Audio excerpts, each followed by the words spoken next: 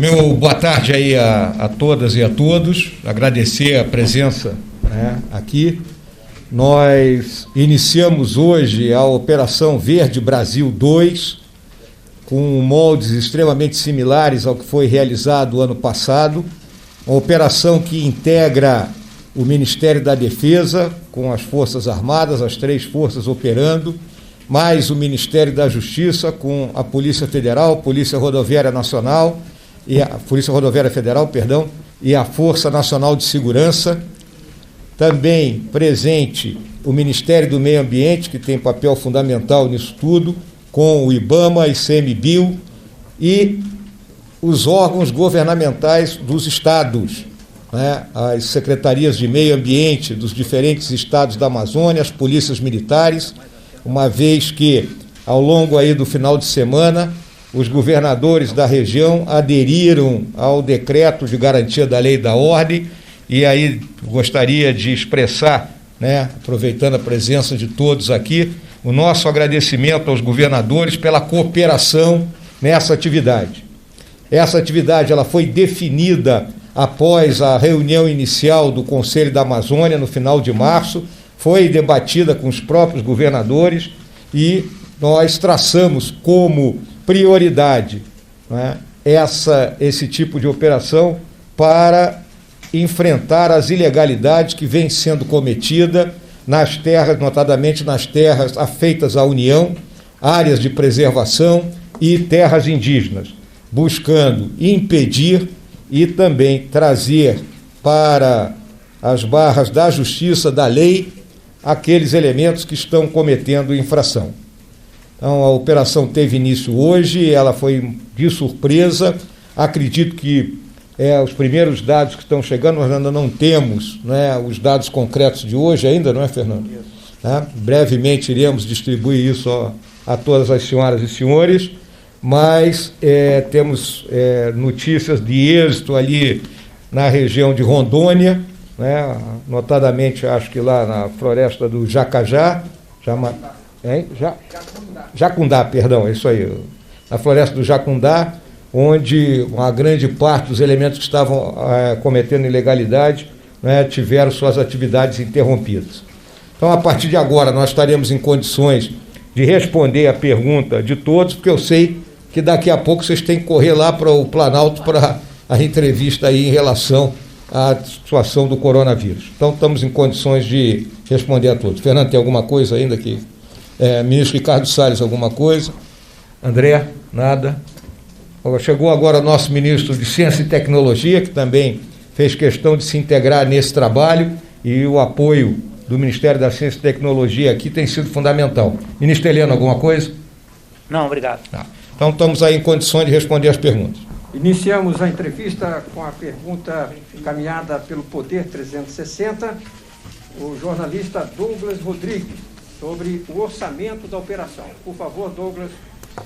Olá, boa tarde. Eu gostaria de saber qual é o efetivo inicial para a Operação Verde Brasil e qual o custo estimado. Na última operação, a Verde Brasil 1, a operação teve um custo de 124 milhões. Já há uma estimativa para essa? Com a permissão do nosso vice-presidente, em primeiro lugar eu queria dizer que na parte operacional, nós estamos aí com a experiência da Operação Verde Brasil 1, né, que ela foi muito bem, teve resultados expressivos e temos um know-how em relação a isso aí, junto com os outros órgãos, particularmente o Ministério da Justiça, do Meio Ambiente, né, o GSI, enfim. Então nós estamos simplesmente adaptando ou repetindo o modelo da Operação Verde Brasil 1. Nós inicialmente temos 3 comandos conjuntos, né? Os comandos conjuntos com sede, um deles em Porto Velho, outro em Belém, mas usando os meios de uma brigada nossa em Marabá, e outro em Cuiabá. Então, são os 3 comandos conjuntos nossos. Nós estamos inicialmente empregando a partir de hoje. As operações já estão em curso, começaram hoje de manhã, com efetivo de 3.800 homens, 110 viaturas, 20 embarcações, 12 aeronaves enfim, mais 15, 5 em cada comando conjunto, especializado em guerra, que a gente chama guerra química, biológica, bacteriológica, tendo em vista a descontaminação em relação ao coronavírus. Então, essa operação é diferente da Operação Verde Brasil 1, porque ela tem um componente do coronavírus. Então, vice-presidente, eu acho que é isso aí. O Brigadeiro Botelho, que é o custo inicial nessa primeira fase, são de 60 milhões de reais. É isso mesmo, né, Botelho? Sim, senhor. Seguimos com a pergunta do veículo UOL, jornalista Rubens Valente, sobre a operação na Amazônia. Por favor. Obrigado, boa tarde a todos. A minha pergunta é para o vice-presidente Hamilton Mourão. O orçamento do IBAMA teve um corte de 25%, restando 77 milhões para a fiscalização deste ano. Por outro lado, o Comando de Defesa da Amazônia, o Conselho de Defesa da Amazônia, tem 17 militares e nenhum representante do IBAMA e da FUNAI. As operações do Conselho vão substituir a fiscalização do IBAMA? Qual é a ideia do governo? Aonde o governo quer chegar com esse planejamento? Ele cumprirá o PNAPA este ano? De que forma uma operação como essa será sustentável ao longo do ano? Porque ela custou 60 milhões, creio. Como seria isso aplicado na prática? Os militares vão substituir a fiscalização do IBAMA? Bom, a segunda pergunta, nós temos diversas terras indígenas invadidas no momento, né? A Pitereua, dos índios Paracanã, Yanomami, com 10 mil, 20 mil garimpeiros, Araribóia, dos Guajajara, os índios isolados Auás. E os invasores são considerados veículos para a disseminação do novo coronavírus. O governo foi eleito com o discurso de cumprir a lei e a ordem. Quando é que a lei e a ordem chegarão a essas terras indígenas? Por que esses índios não estão sendo protegidos da chegada da doença? Obrigado. Muito obrigado pela tua pergunta, Rubens. Eu vou fazer um preâmbulo aqui em relação a isso, depois vou passar aqui para o ministro do Meio Ambiente, né, que ele vai explicar com mais detalhes a atuação do IBAMA. Mas a primeira coisa que tem que ficar clara aqui é o seguinte: o papel do Ministério da Defesa é de coordenação e controle. Então, as Forças Armadas não estão substituindo nem o IBAMA, nem o ICMBio, nem a FUNAI, até porque elas não são especializadas nesse tipo de atividade, muito pelo contrário. Então, o grande papel, número 1, de coordenação e controle. A capilaridade das Forças Armadas permite estabelecimento de bases no terreno que facilitem o trabalho de fiscalização e, principalmente, a segurança e a proteção dos agentes do IBAMA, do ICMBio, FUNAI, né, que estão realizando esse tipo de atividade. Então, eu acho que ficou uma ideia um tanto quanto desencontrada, né, em relação ao papel que as Forças Armadas estão tendo, como foi o mesmo que realizaram ano passado, não é, na relação do combate às queimadas. Então, nada substitui o IBAMA e o ICMBio. O ministro Ricardo vai aprofundar isso aí, mas a nossa visão é muito clara, né? Nós não podemos continuar indefinidamente a empregar as Forças Armadas nesse tipo de atividades. Nós temos que reconstruir a capacidade do Estado brasileiro de ter, né, elementos de fiscalização e elementos de proteção. Quem são os elementos de fiscalização? O IBAMA e o ICMBio, obviamente, mas que estão com seus quadros de funcionários, muitos atingindo a idade limite, né, estão com os quadros reduzidos, então nós temos que ter capacidade, né, de aumentar esses quadros.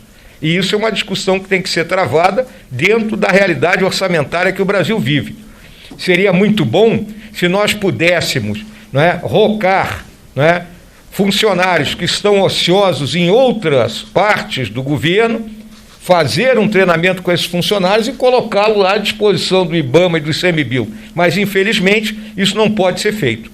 Ao mesmo tempo, nós temos que efetivamente também buscar o recurso para que a Força Nacional Ambiental pare em pé, ela realmente exista, e não com um mero recrutamento de bombeiros e policiais militares dos estados. Nós teremos que buscar uma solução para isso. Então, essa é a visão geral. No caso específico que você falou aí das terras indígenas, você colocou a questão da terra indígena Yanomami, isso é um problema recorrente. A região dos rios Urariquera e Mucajaí, eu conheço muito bem lá no nosso estado de Roraima, desde a década de 90, é submetida constantemente a invasões de garimpeiro. Aquela região ela se liga com o chamado arco mineiro do sul da Venezuela, né, da área ali do maciço da Grande Sabana, né, onde tem uma exploração de garimpo muito forte. Então há uma integração dessas duas partes. Então compete realmente ao Estado brasileiro que nós consigamos efetuar, né, o bloqueio, e todo o tempo nós temos tido tropa do Exército, já houve inclusive troca de tiros nessa região, não é? Entre elementos que tentavam entrar à área e a tropa do Exército que estava bloqueando, mas nós temos que reforçar efetivamente e buscar uma desintrusão desses garimpeiros que estão operando lá. Eu vou passar aqui para o Ricardo Salles para ele aprofundar um pouco nesse assunto. Senhor presidente. Bom, com relação ao orçamento, na verdade há um equívoco aí na questão de fato. Mesmo com a redução que atingiu todos os ministérios, o orçamento para a fiscalização acabou sendo maior do que o ano passado, uma vez que nós destinamos, através, está aqui hoje ministro da Justiça, mas então advogado-geral da União, ministro André Mendonça, destinamos os recursos repatriados da operação da Petrobras Lava Jato para, dentre outras finalidades, a recomposição e até exceder o orçamento original. Portanto, não há déficit nesse sentido, há recursos a mais. Com relação ao planejamento de operações, elas seguem como seguiram no ano passado, mas é imprescindível, como colocou bem o senhor vice-presidente da República, que haja cooperação das forças estaduais, uma vez que parte das operações se dá fora da jurisdição do IBAMA, e mesmo em jurisdição do IBAMA, sempre houve uma necessidade de amparo das forças militares, das polícias militares estaduais, e não será diferente em qualquer momento. Por fim, com relação à opção de longo prazo e à sustentabilidade dessas operações, é preciso lembrar que, para além das atividades de comando e controle, que já foram bem-sucedidas no ano passado na GLO, na Operação Verde Brasil 1, e certamente o serão na 2, há necessidade de avançar nos outros 4 pilares: a regularização fundiária, o zoneamento econômico-ecológico, o pagamento pelos serviços ambientais e a agenda da bioeconomia. Hipóteses essas, pilares esses, que envolvem diversos ministérios, e não por outra razão a criação pelo presidente Bolsonaro do Conselho da Amazônia, presidido pelo vice-presidente Mourão, e que tem, evidentemente, toda a condição de articular todos esses ministérios na solução dos dilemas e dos problemas enfrentados na Amazônia, que, repito, não serão resolvidos apenas com comando e controle. Seguimos com a pergunta encaminhada pela Folha de São Paulo, através do jornalista Gustavo Uribe, sobre preservação da Amazônia. Por favor, Gustavo. Boa tarde, senhores. O ministro falou sobre a MP da regularização. Minha pergunta é: nesse momento, nesse começo de ano, houve um aumento do desmate na Amazônia e houve também um aumento das queimadas no Pantanal. Muitas entidades de meio ambiente dizem que essas duas MPs estão incentivando pessoas a aumentarem o desmatamento na Amazônia. Inclusive, 100 entidades hoje pediram para que o projeto, que essa MP, a tramitação dela seja suspensa, fizeram um pedido à PGR. Eu gostaria de saber se os senhores avaliam que essas duas medidas têm relação com o desmatamento, com o aumento do desmatamento e com o aumento da queimada. E aproveitando a presença do general Heleno, o senhor amanhã fará um depoimento à PGR em relação ao inquérito do Moro. Queria saber o que o senhor pretende falar, pretende desmentir as acusações do Moro? É isso. Ministro Heleno, o senhor quer responder primeiro a sua parte aí? O meu é rápido, eu não tenho que falar disso aqui. Pronto, respondido. Em relação à questão das MPs, o ministro Ricardo Salles colocou muito claramente: 2 grandes problemas que nós temos são a questão do zoneamento ecológico e regularização fundiária. Enquanto a gente não obtiver esses 2 aspectos devidamente regulamentados na área Amazônia, nós vamos continuar a viver nesse eterno jogo de gato e rato entre os elementos do governo responsáveis pela fiscalização e aquelas pessoas, que se dedicam a praticar algum tipo de ilegalidade, seja desmatamento, seja queimada, seja exploração de área que não pertence a eles. né? Foram colocadas essas MPs, né, para que o Congresso as analisasse e discutisse, porque lá dentro do Congresso estão representados todos os segmentos da sociedade brasileira. Então, é o ambiente, né, para que se chegue, vamos dizer assim, à melhor proposta. Né? Eu costumo ser um adepto, viu, Gustavo, da teoria de que o ótimo é inimigo do bom. Né? Então, se nós conseguirmos, né, nós estamos com um prazo apertado, e chegarmos aí à aprovação do AMP, que não resolva definitivamente, mas que pelo menos dê os instrumentos para que se inicie um processo de regularização e, consequentemente, da questão do zoneamento econômico e ecológico, nós vamos diminuir os problemas que nós enfrentamos na Amazônia, ouso dizer, em 80%. Então, o ponto está sendo discutido dentro do Congresso.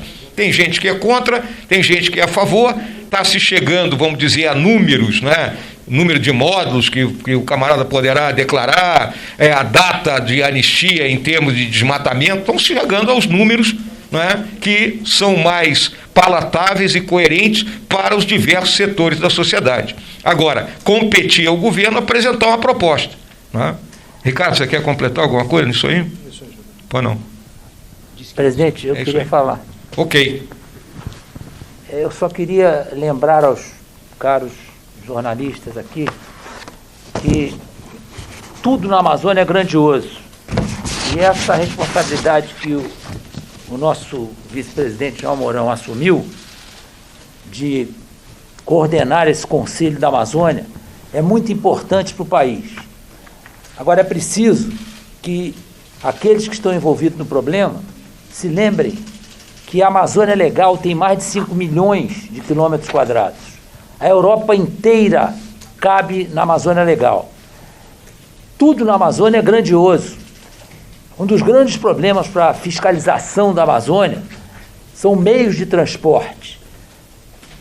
Quando se fala em presença na Amazônia, nós precisaríamos de um efetivo muito maior, um gasto muito maior, para ter uma presença efetiva na Amazônia inteira.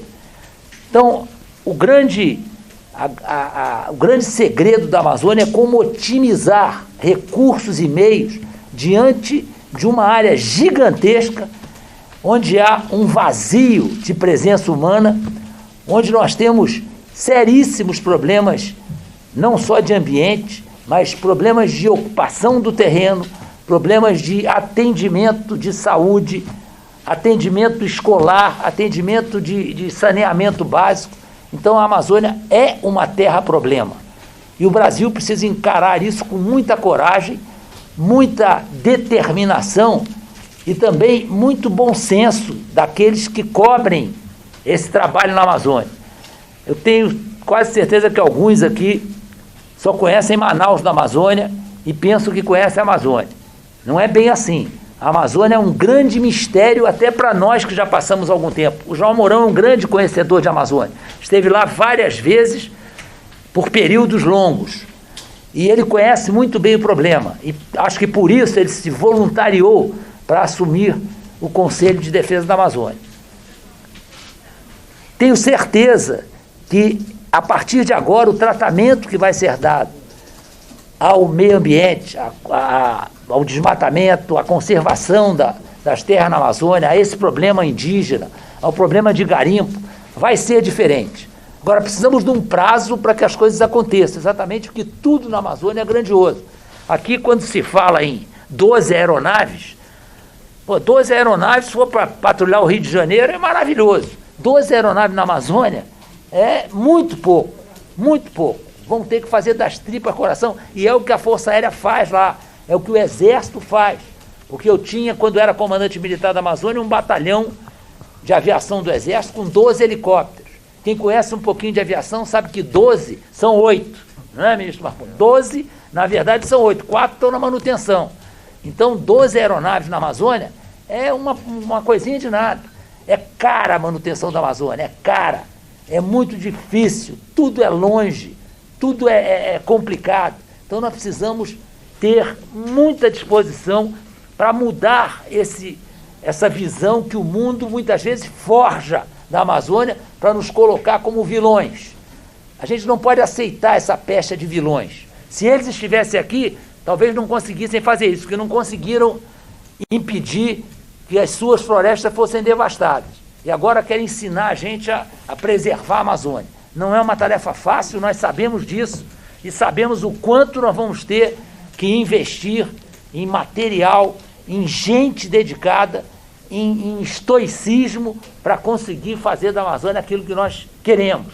A Amazônia é, sem dúvida, um grande futuro para o Brasil, mas é preciso que a gente trate a Amazônia com respeito, com veneração, com dedicação e principalmente com bom senso, que a gente leve para a Amazônia essa consciência. Não é uma tarefa fácil, é uma tarefa para grandes homens, e isso é que nós temos que ter na cabeça. Obrigado, ministro. Podemos ir. Seguimos com a pergunta encaminhada pela TV Globo, através do jornalista Júlio Mosqueira, sobre preservação da Amazônia. Por favor, Júlio. Obrigado, boa tarde a todos. Primeiro eu queria uma avaliação do governo, pode ser do vice-presidente Mourão, ou então do próprio ministro Ricardo Salles. Meu pedido é sobre, indo um pouquinho dentro da pergunta do Gustavo, uma avaliação sobre a causa desse aumento do desmatamento na Amazônia nesse período, nesse primeiro trimestre. Eu gostaria de saber qual é a avaliação. Segundo, eu gostaria de saber, aí do ministro Ricardo Salles, o que está sendo feito para justamente suprir as necessidades do IBAMA, sobretudo do ponto de vista de recursos humanos. E gostaria de saber também se dentro do procedimento agora, equipamentos que forem pegos em atividades ilegais, se esses equipamentos serão destruídos. Pode responder, tá? Bom, com relação ao aumento do desmatamento, como todos nós já sabemos, ele vem aumentando desde 2012. E essa curva de aumento mais forte de 2018 para frente. Mas desde 2012 há um aumento do desmatamento. Portanto, a explicação é a dificuldade, como bem ressaltou o ministro general Heleno, necessidades de logística, de operação, de fiscalização, comando e controle, mas também a não adoção, pelos últimos 20 anos, de medidas que dessem alternativa econômica sustentável para a população que vive na Amazônia e que ali, os mais de 20 milhões de brasileiros que vivem na Amazônia. Portanto, um dos trabalhos que eu tenho certeza será muito bem desempenhado pelo presidente Mourão é o de coordenar esses diversos vetores de criação de oportunidade para esses brasileiros que ficaram para trás na Amazônia. Com relação ao IBAMA propriamente dito, o que nós temos é um déficit de pessoal, e realmente isso é grave, se arrasta há muitos anos.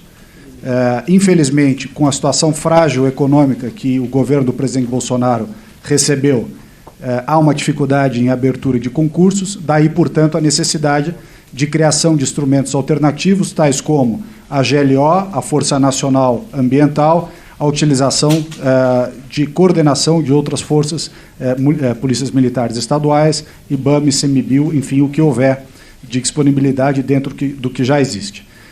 Por fim, com relação a todas as outras demandas que nós temos ali para a região, é realmente muito importante que haja essa coordenação.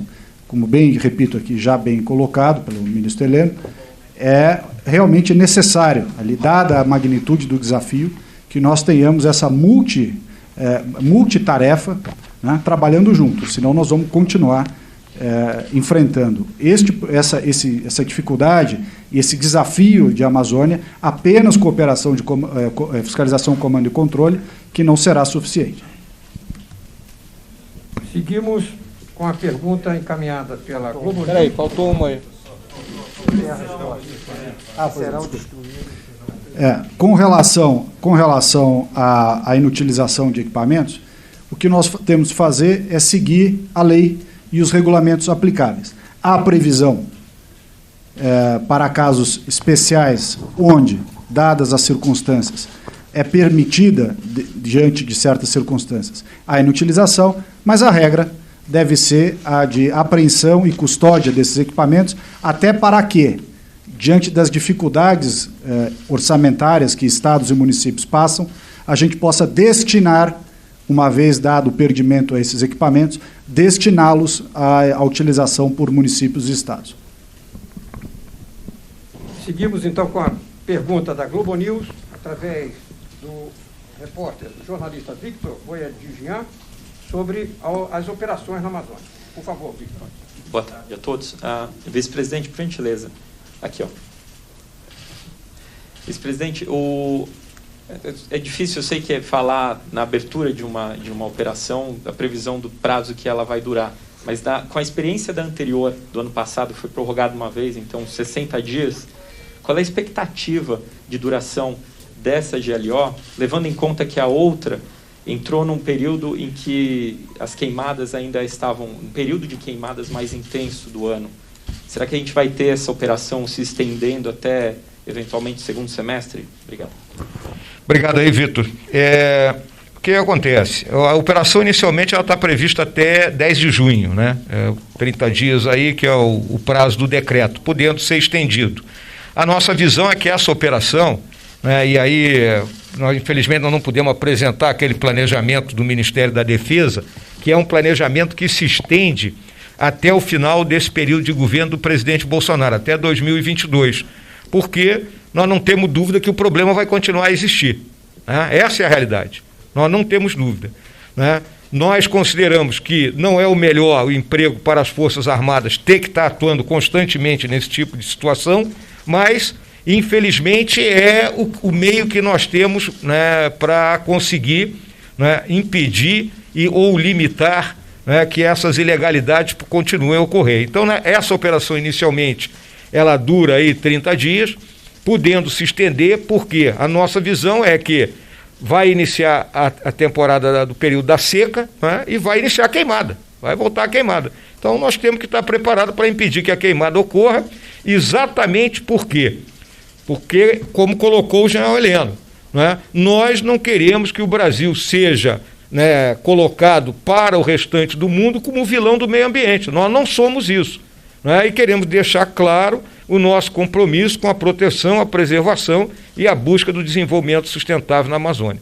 Então, hoje eu não posso dizer, mas o planejamento que nós temos é um planejamento perene no tempo aí, até que, conforme o Ricardo colocou, a gente consiga recompor os quadros dos órgãos de fiscalização e tenha uma força efetivamente voltada só para isso, não tendo que tirar as Forças Armadas da destinação específica delas. Tá bem? Quer completar aí, Fernando? Não, acho que o vice-presidente esgotou o assunto e realmente a gente tem que tirar os ensinamentos, e nós fizemos isso em relação à Operação Verde Brasil 1. E nós repassamos aos respectivos órgãos tudo aquilo, a gente chama de uma análise pós-ação, uma APA, né?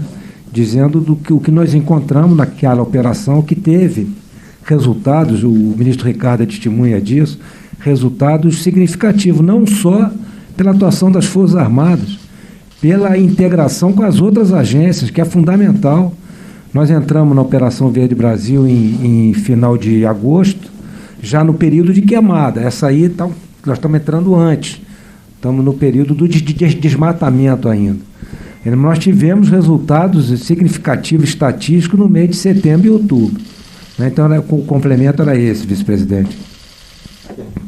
Encerrando a nossa entrevista coletiva, teremos a pergunta encaminhada pelo jornal O Estado de São Paulo, através do jornalista Vinícius Valfredi, sobre a eficácia da operação. Por favor, Vinícius. Boa tarde a todos. Vice-presidente, na semana passada, quando o senhor comentava o GLO, disse que o Conselho da Amazônia colocou como prioridade a questão do desmatamento, das queimadas, mas, ao mesmo tempo, o senhor disse que essas operações ocorrem com limitações, até por conta do emprego de Forças Armadas em combate ao coronavírus também. Então, eu queria saber que garantias que a gente tem que operações como essa terão consistência e não serão, enfim, ações pontuais e eventuais. E também, diante dessas dificuldades que o general Heleno colocou, os senhores têm uma meta, uma ideia no horizonte sobre o que será, assim, um nível de desmatamento razoável e aceitável?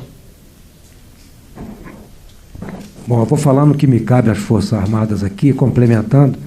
Eu me reporto novamente à Operação Verde Brasil 1, em que a ação coordenada das Forças Armadas com diversos órgãos apresentou um resultado efetivo, e nós esperamos a mesma coisa agora aí.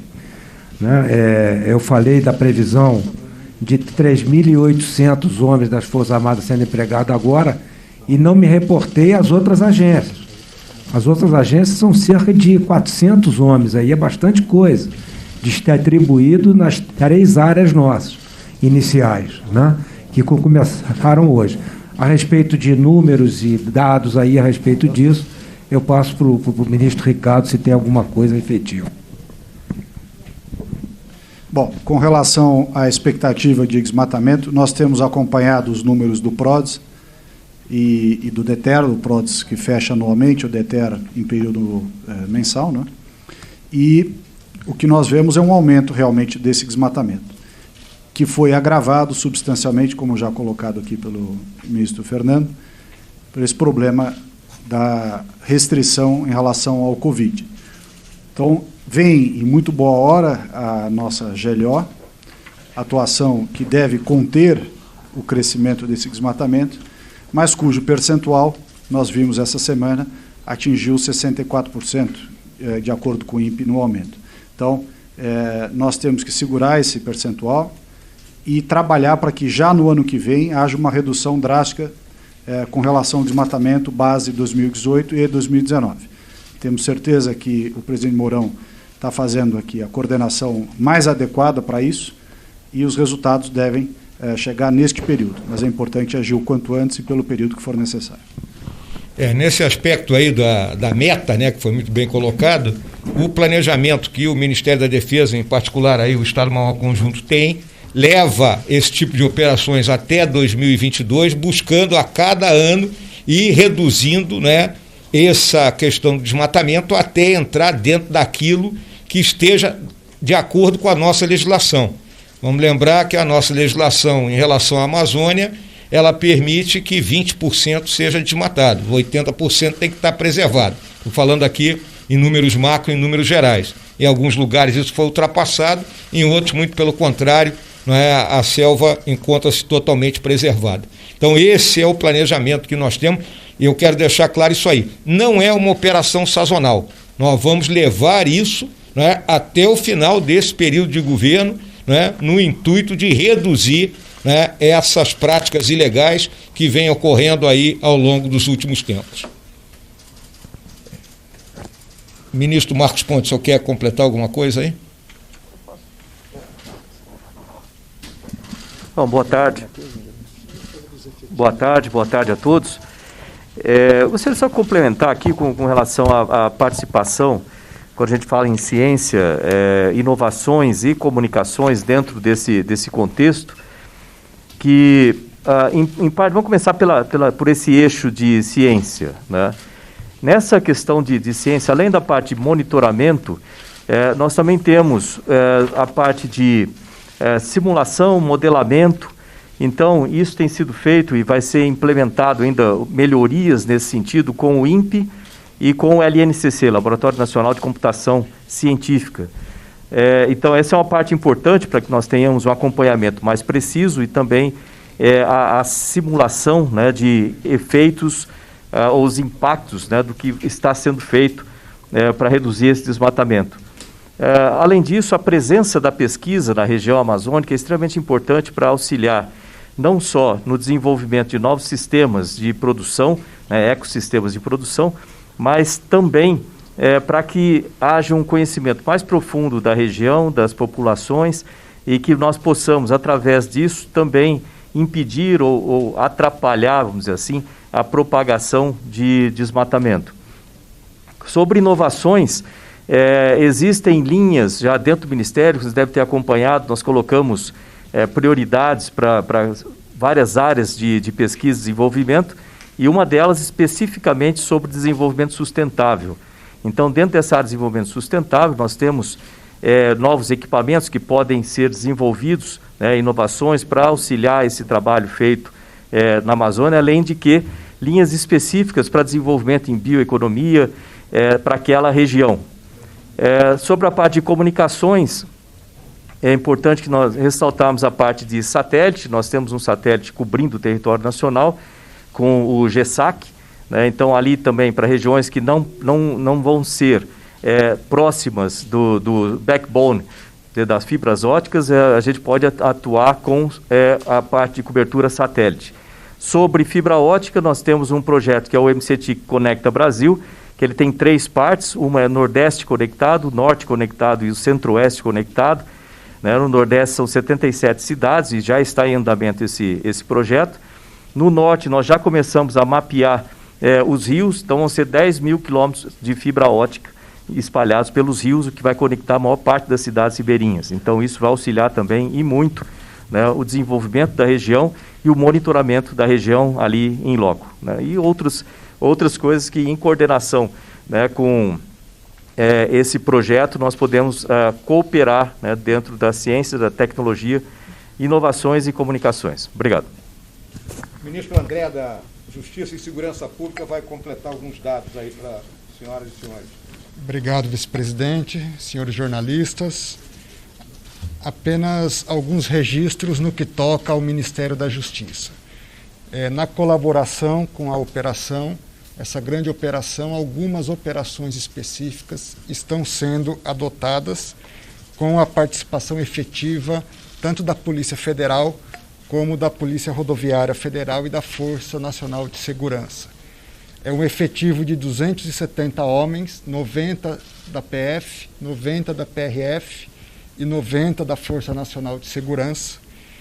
E 3 aspectos a serem considerados nesse trabalho conjunto. Em primeiro lugar, a Operação Inimigos da Tora, na data de hoje, que se destina à desarticulação de uma organização criminosa de exploração de madeira ilegal na Floresta Nacional do Jacundá. Também hoje a Operação Locking Down the Hole, no que tange a exploração ilegal de minério, manganês. E ainda, desde o dia 4 de maio, a Polícia Rodoviária Federal vem atuando já na prevenção e repressão de condutas criminais relacionadas a crimes ambientais e fez, nos estados do Amazonas, Rondônia e Mato Grosso, a apreensão, através de 28 ocorrências policiais, de 936 metros cúbicos de madeira ilegal. São essas, em linhas gerais, as contribuições do Ministério da Justiça na Operação Verde Brasil 2 até o momento. Obrigado, ministro. Está encerrada a entrevista coletiva. Agradecemos a participação dos veículos com os jornalistas aqui presentes. Bom, agradeço aí a todos. A nossa equipe de comunicação social estará mantendo a todos informados a respeito do andamento das operações. Se por acaso nós tivermos oportunidade de ir a alguma área de operações, eu vou escolher alguns dos meus amigos aí para fazer uma trilha na selva comigo. Viu, Gustavo? Você é o primeiro, pô. Muito obrigado, gente. Hein? Pedimos que os presentes aguardem a saída das autoridades.